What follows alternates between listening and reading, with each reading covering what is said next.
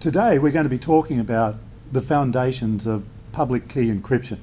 Now, encryption is tied up with the history of the computer and the internet. Cryptology, cryptography and cryptanalysis up until very recently all involved a series of two basic kind of steps: substitution and transposition. Even these steps are performed very unreliably by humans. Before computers, mechanical devices were used for encryption. Mechanical, electromechanical, including the famous Enigma machine used by the Germans in World War II to transmit messages over radio to submarines. A team of English analysts during the Second World War, led by Alan Turing, developed a device to crack the Enigma code. They were so successful that they had to be careful not to reveal that the code had been cracked. Otherwise, the enemy would have been aware that their encryption system was compromised. The problem with transposition and substitution is not that they're insecure methods, but they suffer from what is known as the key distribution problem. I think the key distribution problem can be thought of best in two parts. Imagine Bob wants to send a message to Alice. He wants to send it on the internet. Somehow, Bob has to send Alice a key that they can share for the encryption and the decryption of the message. But how does Bob send the key to Alice? Or Alice to Bob?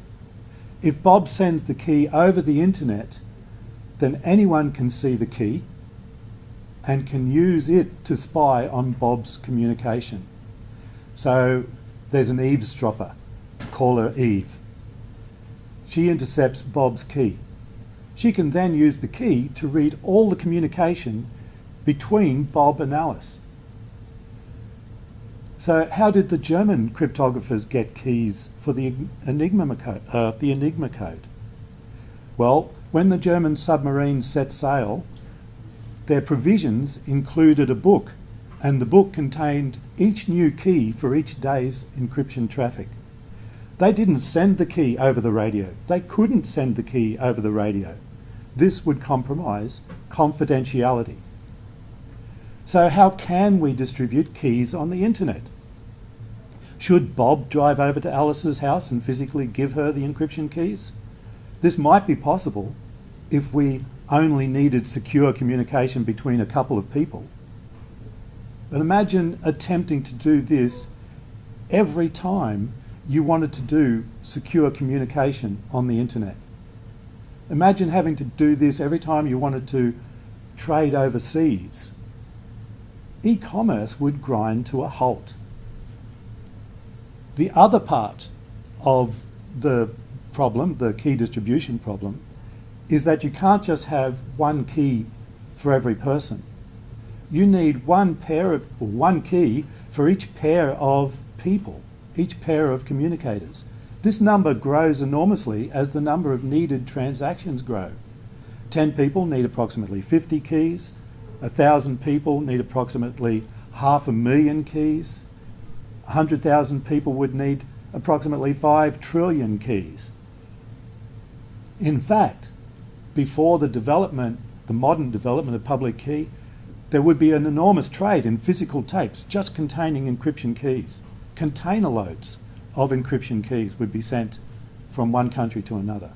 However, in the middle of the 20th century, mathematicians solved the key distribution problem. And they did this by developing an entirely new encryption algorithm, entirely new encryption methods.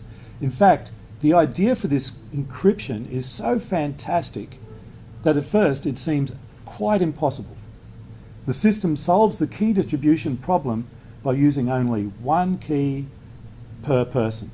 Well, okay, 2 keys per person, but more on this later. The same one key that you use for the encryption is given to everyone. So if everyone wants to speak to Alice, they all get Alice's key. Bob sees Alice's key. Eve sees Alice's key. Everyone sees Alice's key. This is the magic of the system.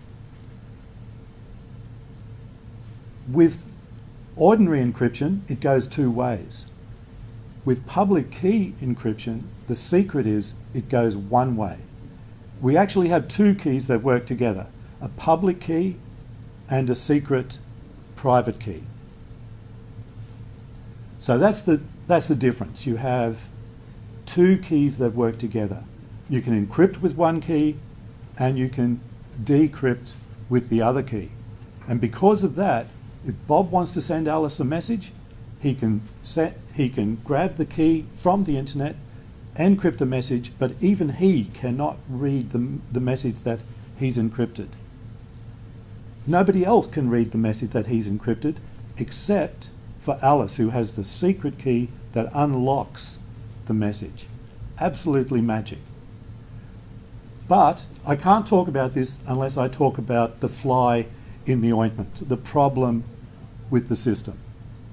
Because keys are being sent around, how do I know, and because it's being sent over the internet in the clear, how do I know it's coming from Alice? How do I know it's not from somebody else? And this is the man-in-the-middle attack, which we will talk about in class. That requires a whole infrastructure. And you've probably heard of PKI, public key infrastructure. And we'll talk more about that in class.